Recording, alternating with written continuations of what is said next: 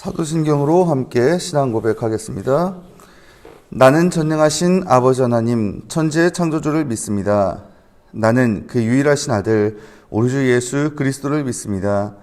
그는 성령으로 잉태되어 동정녀 마리아에게서 나시고 본디오 빌라도에게 고난을 받아 십자가에 못 박혀 죽으시고 장사된 지 사흘 만에 죽은 자 가운데서 다시 살아나셨으며 하늘에 오르시어 전능하신 아버지 하나님 우편에 앉아 계시다가 거기로부터 살아있는 자와 죽은 자를 심판하러 오십니다. 나는 성령을 믿으며 거룩한 공교회와 성도의 교제와 죄를 용서받는 것과 몸의 부활과 영생을 믿습니다. 아멘. 찬송 300장 함께 하겠습니다. 내 맘이 낙심되며 근심에 눌릴 때 주께서 내게 오사 위로해 주시네. 가는 길 캄캄하고 괴로움 많으나 주께서 함께하며 내 짐을 지시네. 그녀가 내게 족하나 그녀가 족하네. 이 괴로운 세상 지날 때 그녀가 족하네. 희망이 사라지고 친구 날 버릴 때 주께서 속삭이며 새 희망 주시네. 싸움이 맹렬하여 두려워 떨 때에 승리의 왕이 되신 주 음성 들리네. 그녀가 내게 족하나 그녀가 족하네. 이 괴로운 세상 지날 때 그녀가 족하네. 번민이 가득 차고 눈물이 흐를 때 주 나의 곁에 오사 위로해 주시네. 환난이 닥쳐와서 어려움 당할 때 주님의 능력이 원수를 이기네. 그녀가 내게 족하나 그녀가 족하네. 이 괴로운 세상 지날 때 그녀가 족하네. 아멘. 욥기 18, 19장 말씀 함께 읽겠습니다. 구약성경 778페이지 욥기 18, 19장 말씀 봉독합니다. 수아 사람 빌닷이 대답하여 이르되 너희가 어느 때에 가서 말의 끝을 맺겠느냐? 깨달으라. 그 후에야 우리가 말하리라. 어찌하여 우리를 짐승으로 여기며 부정하게 보느냐.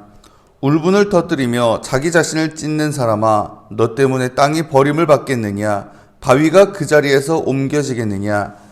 악인의 빛은 꺼지고 그의 불꽃은 빛나지 않을 것이요, 그의 장막 안의 빛은 어두워지고 그 위에 등불은 꺼질 것이요, 그의 활기찬 걸음이 피곤하여지고 그가 마련한 꾀에 스스로 빠질 것이니, 이는 그의 발이 그물에 빠지고 올가미에 걸려들며 그의 발뒤꿈치는 덫에 치이고 그의 몸은 올무에 얽힐 것이며, 그를 잡을 덫이 땅에 숨겨져 있고 그를 빠뜨릴 함정이 길목에 있으며, 무서운 것이 사방에서 그를 놀라게 하고 그 뒤를 쫓아갈 것이며, 그의 힘은 기근으로 말미암아 쇠하고 그 곁에는 재앙이 기다릴 것이며, 질병이 그의 피부를 삼키리니 곧 사망의 장자가 그의 지체를 먹을 것이며, 그가 의지하던 것들이 장막에서 뽑히며 그는 공포의 왕에게로 잡혀가고 그에게 속하지 않은 자가 그의 장막에 거하리니, 유황이 그의 처소에 뿌려질 것이며 밑으로 그의 뿌리가 마르고 위로는 그의 가지가 시들 것이며,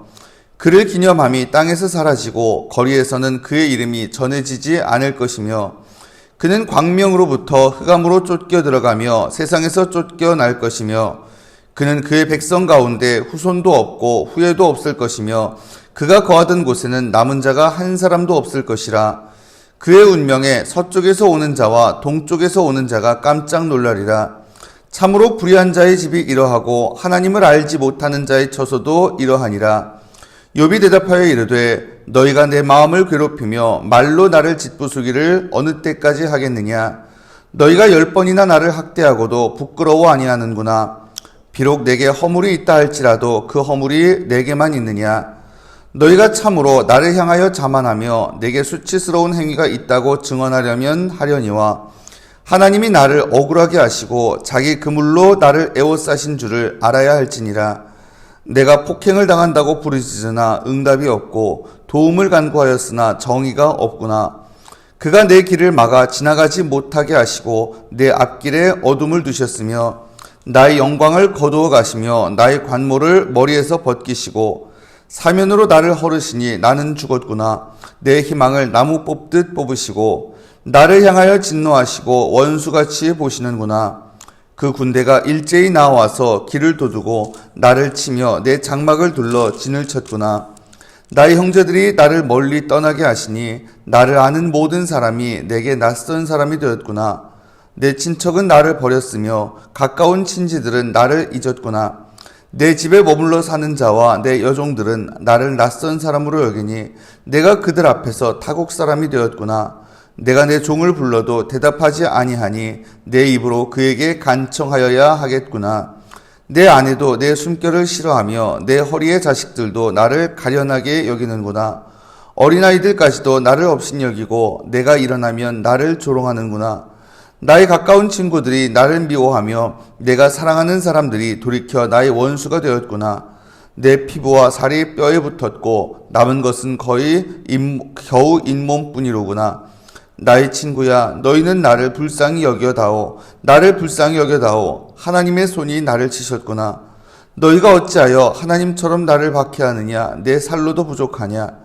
나의 말이 곧 기록되었으면, 책에 씌어졌으면, 철필과 납으로 영원히 돌에 새겨졌으면 좋겠노라. 내가 알기에는 나의 대속자가 살아계시니 마침내 그가 땅 위에 서실 것이라. 내 가죽이 벗김을 당한 뒤에도 내가 육체 밖에서 하나님을 보리라. 내가 그를 보리니 내 눈으로 그를 보기를 낯선 사람처럼 하지 않을 것이라. 내 마음이 초조하구나. 너희가 만일 이르기를 우리가 그를 어떻게 칠까 하며 또 이르기를 이래 뿌리가 그에게 있다 할진대, 너희는 칼을 두려워할지니라. 분노는 칼의 형벌을 부르나니 너희가 심판장이 있는 줄을 알게 되리라. 아멘. 사순절 특별 새벽기도의 12번째 날입니다. 오늘도 주님 앞에 나와서 기도함으로 하루 시작하시는 여러분께 주님의 은혜가 가득히 마시길 간절히 바랍니다. 아멘. 이 엘리바스의 두 번째 말, 그리고 그에 대한 욥의 응답이 끝나자 이제 욥의 또 한 친구 빌닷이 두 번째 발언을 시작합니다. 이 엘리바스는요, 두 번째 발언에서 무슨 얘기를 했었죠? 악한 자들이 이 세상에서 겪게 될 운명에 대해서 이야기를 했었습니다. 근데 빌닷 역시 두 번째 발언에선 악한 자들의 말로에 대해 집중적으로 이야기를 해요. 단 엘리바스가 말한 것보다도 더 무서운 운명입니다. 특히 죽음 이후에 대해서 이야기를 하거든요. 자, 2절 봅니다. 18장 2절. 너희가 어느 때에 가서 말의 끝을 맺겠느냐 깨달으라. 그 후에야 우리가 말하리라. 여기 너희가 라고 했죠. 복수입니다. 이거는 욥의 친구들을 향해서 하는 이야기입니다. 야, 니들 그렇게 그 정도 얘기해서 결론이 나겠냐. 내가 도저히 답답해서 못 보겠다. 그리고 3절 4절은 명백히 욥에게 하는 이야기예요. 어찌하여 우리를 짐승으로 여기며 부정하게 보느냐. 울분을 터뜨리며 자기 자신을 찢는 사람아, 너 때문에 땅이 버림을 받겠느냐. 바위가 그 자리에서 옮겨지겠느냐. 어찌하여 우리를 짐승으로 보냐. 욥인 친구들한테 뭐라고 했어요? 야, 너희들만 지혜로운 척하지 마. 오히려 너희들은 짐승보다도 둔한 놈들이야. 여기 대해서 지금 반발하는 거죠. 야, 왜 우리를 짐승처럼 보는 거야? 그리고 4절에 너 때문에 땅이 버림을 받겠느냐. 그 욥이 하는 말을요, 전통적인 인과응보 교리에 대한 심각한 도전으로 이해를 합니다. 야, 네가 아무리 그렇게 울분을 토해도 진리는 변하지 않아. 선한 사람은 복 받고 악한 사람은 벌 받는다는 거, 그게 당연한 진리야. 네가 아무리 그렇게 열을 내도 그거는 변하지 않아. 그리고는 그 다음부터 이게 진리다 하면서 제시하는 내용, 바로 악인의 운명에 관한 겁니다. 5절 6절에 보면 말해요. 악인의 빛은 꺼지고 그의 불꽃은 빛나지 않을 것이요. 이 6절까지. 악인의 빛은 꺼질 것이다. 이게 그의 기본적인 입장이에요. 그리고 7절부터 11절까지는 올가미, 덫에 대해서 이야기를 합니다. 무슨 얘기입니까? 제 꾀에 제가 빠질 것이다 라는 거죠. 그리고 12절부터 14절까지는 죽음에 대한 이야기도 하죠. 여기 그의 힘은 기근으로 말미암아 쇠하고 그 곁엔 재앙, 질병, 질병 곧 사망의 장자.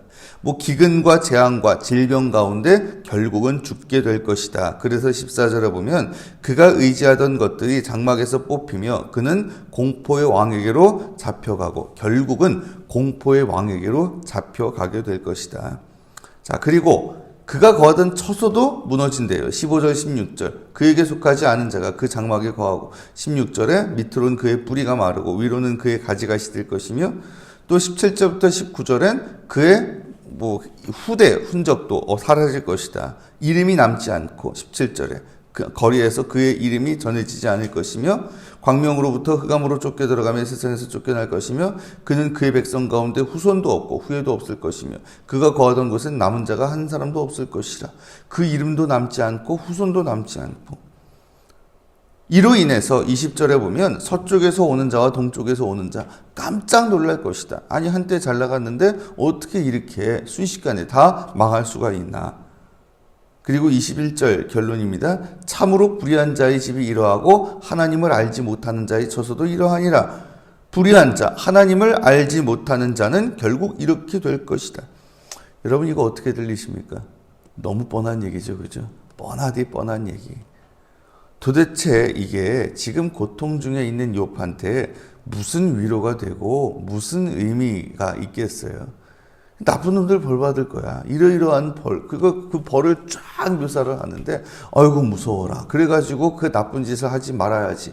여러분, 이거는 정말 기본적인 얘기고, 별일 없을 때 하는 얘기잖아요. 지금 온갖 고통 중에 있는 사람한테, 지금 이미 지옥을 살고 있는 사람한테 더 이상 이런 얘기 해서 뭐 할 겁니까? 여러분, 우리가 잘 되는 거, 우리에게 아무 일이 없다. 우리에게 이런 일이 안 닥쳤다. 이거는 내가 잘해서 그런 게 아닙니다. 내가 선하게 살아서 그런 게 아닙니다.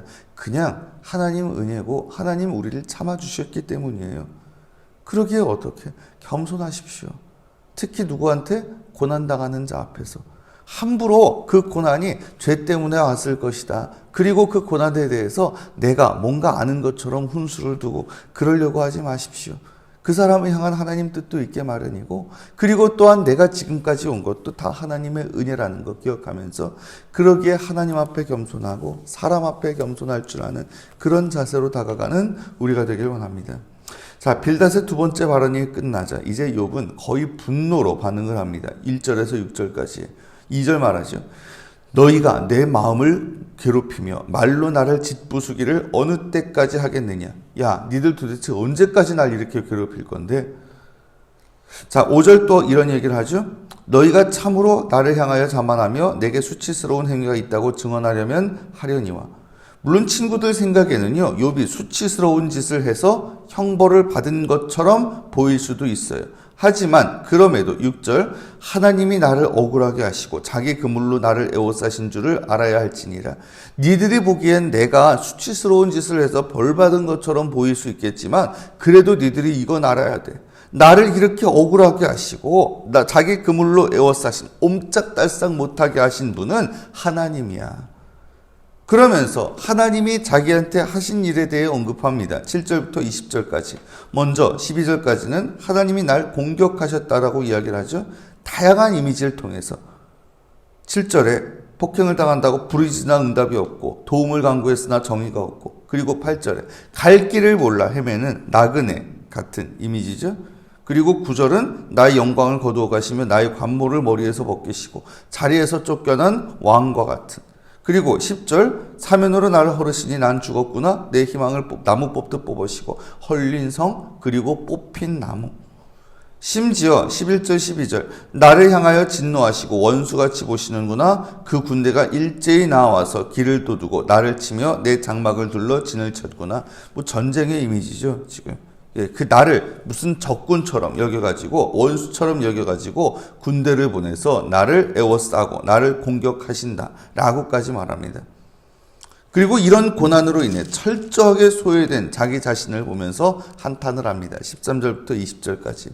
먼저 13절 나의 형제들이 나를 멀리 떠나게 하시고 형제들도 떠나고 나를 아는 모든 사람 지인들도 다 자기를 떠나거나 버립니다. 그리고 17절에 보면은 아내가 언급되죠. 내 아내도 내 숨결을 싫어하며.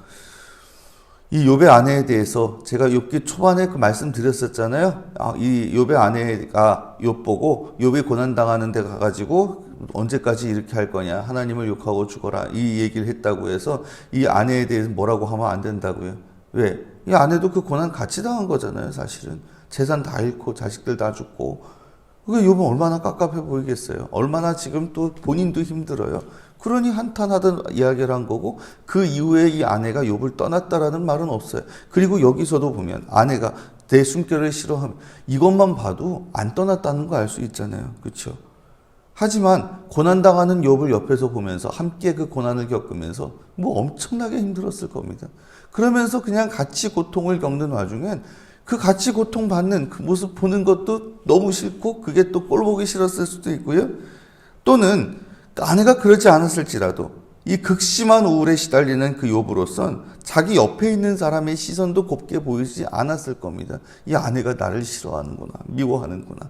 그리고 허리에 자식들. 자식은 이미 없잖아요. 표준세 번역에 보니까 형제로 번역했더라고요.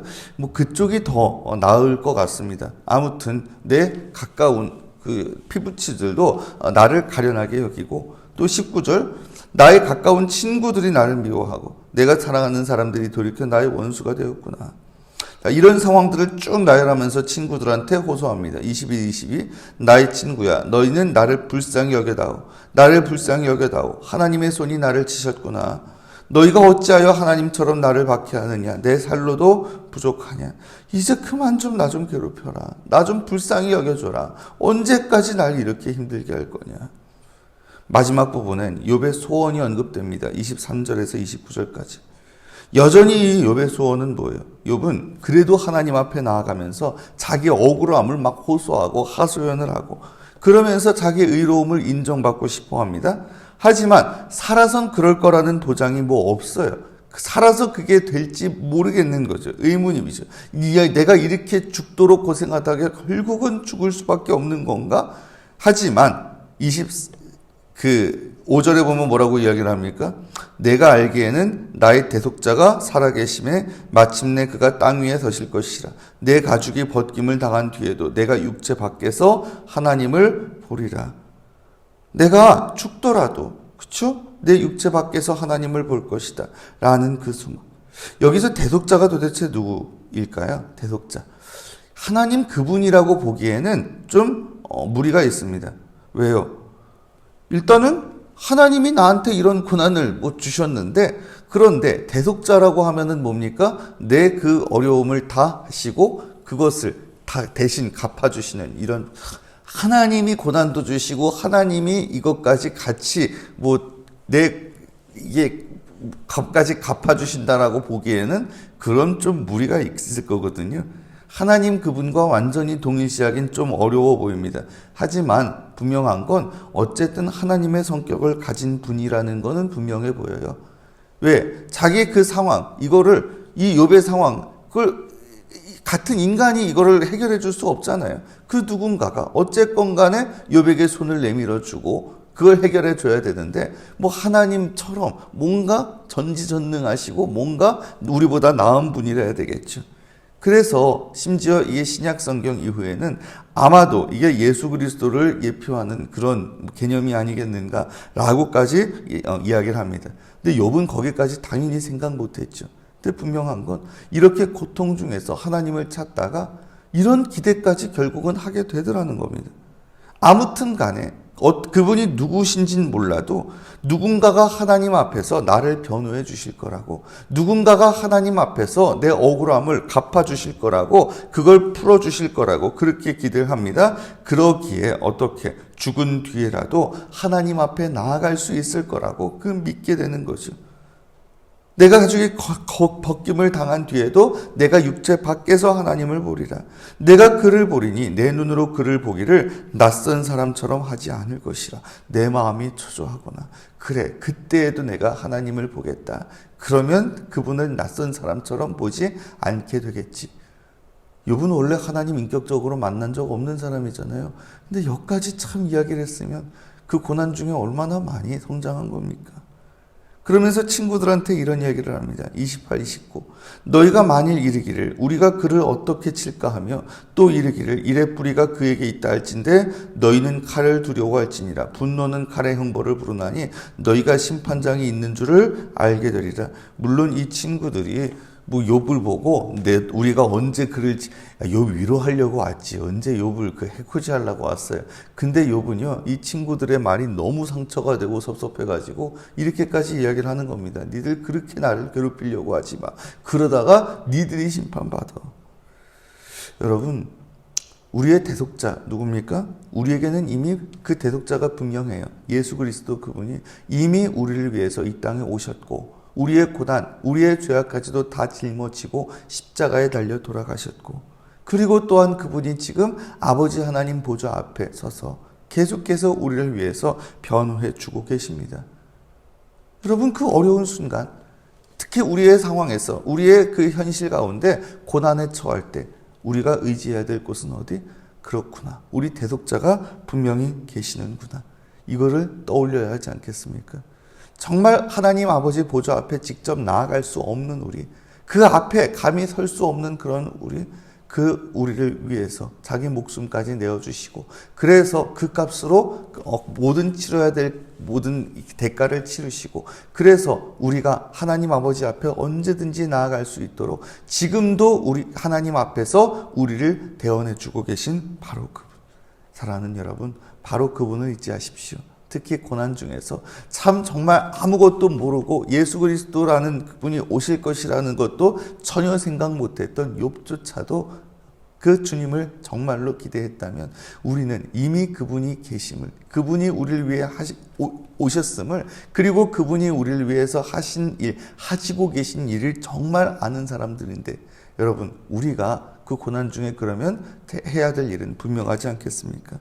참으로 어려운 가운데 그분을 더욱더 의지하십시오. 우리 대속자이신 예수 그리스도, 그분을 더욱더 바라보십시오. 그럼으로써 그 주님을 바라보고 우리 주님 예수 그리스도를 의지하고 더욱더 담대히 더욱더 가까이 하나님 앞에 나아가는 가운데 하나님 앞에서 참으로 당당히 설 수 있는 그런 복된 인생 살아가는 저 여러분 다 되실 수 있길 이 시간 주님의 이름으로 축원합니다. 아멘. 기도드리겠습니다. 주님, 저희도 이 세상 살아가면서 때로는 이해할 수 없는 그 고난에 처한 사람을 보고 저희가 훈수를 두고 싶을 때도 있습니다. 내가 잘된 것이, 내가 아무 일 없이 그래도 이만큼 사는 것이 하나님의 은혜라는 사실을 잊어버린 채 그냥 내가 잘해서 된 것인 양 착각할 때도 있습니다. 그런 교만을 이 시간 내려놓고 회개하오니 주님 용서해 주시옵소서.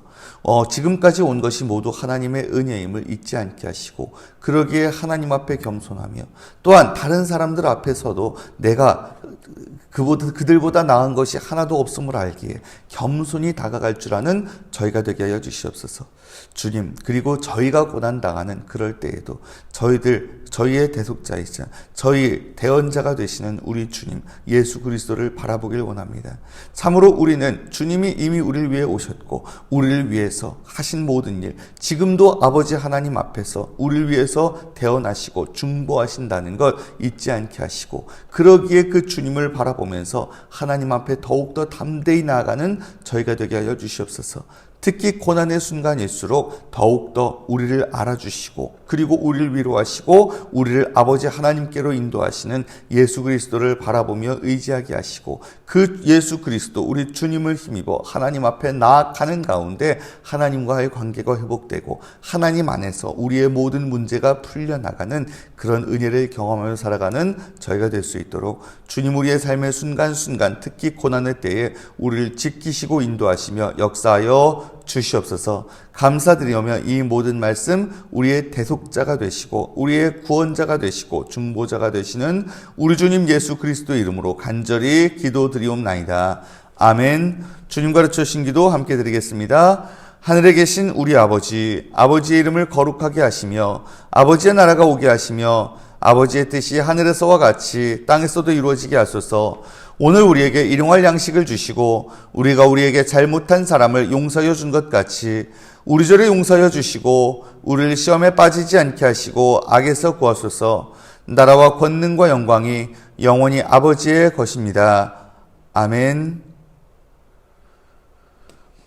오늘 말씀 기억하면서 함께 기도하기를 원합니다. 우리의 삶 가운데 때로는 잘 될 때 있고 이렇게 별탈이 없을 때가 있을 수 있잖아요. 그때 우리가 잘나서 된 것처럼 착각하지 않고 정말 은혜로 우리가 지금까지 온 것임을 기억하면서 하나님께 감사하고 하나님 앞에 겸손하고 그리고 특히 다른 사람들 앞에서도 우리가 그들보다 나은 게 없다는 것을 잊지 말고 특히 고난당하는 사람 앞에서 겸손히 대할 줄 아는 우리가 되길 원합니다. 또한 무엇보다도 우리가 고난당할 때일수록 우리 주님 예수 그리스도 우리의 중보자가 되시는 그분을 의지하고 더욱더 하나님 앞에 나아가는 가운데 하나님 안에서 우리의 모든 문제가 풀려나가는 역사를 경험하며 살아가게 하여 주시옵소서. 이런 소망을 가지고 이 시간 함께 나아갔으면 좋겠습니다. 계속해서 여러 가지 기도 제목들이 있는데 그 중에서는 오늘 특별히 우리 천사군인 교회들 위해서 함께 기도하길 원합니다. 전엔 천사군인교회라고들 했었는데 요즘은 또 잘 안 그러는 것 같더라고요. 정확하게 천사계는 아니지만은 어쨌든 이렇게 이미지를 또 차용해서 대략적으로 천사계, 그래서 한 10여 년 전에 썼던 그런 구호인데 참 의미 있는 것 같아요. 어쨌든 간에 그 군인 교회들, 육해공군 해병대에 있는 여러 군교회, 각 부대를 위해서 쓰임받기에 부족함 없는 그 부대 위에서 중보하고 그리고 또한 그 부대에 있는 부대원들이 그 교회를 통해서 주님 만나고 주님 안에서 그 삶이 새로워지는, 특별히 믿지 않던 이들도 주님을 알게 되고 그리고 밖에서 또 신앙생활을 잘 안 하고 또 소홀히 하고 이런 이들도 그 군 교회를 통해서 주님을 다시금 만나게 되는 역사가 일어나는, 그리고 기존의 성도들도 그 교회를 통해서 정말로 주님과 더욱더 가까워지고 주님 안에서 그 삶이 새롭게 날로 변화되는 그런 역사를 경험하는 그 축복의 통로가 될 수 있도록 위해서 이 시간 함께 천사 군인교회를 위해 기도하길 원합니다. 그 외에도 여러 가지 각자 마음속에 있는 기도 제목들을 놓고 주님 앞에 간절하게 내려놓고 기도드리신 후에 각자 자기의 자리로 자유롭게 돌아가시기를 바랍니다. 함께 기도드리겠습니다.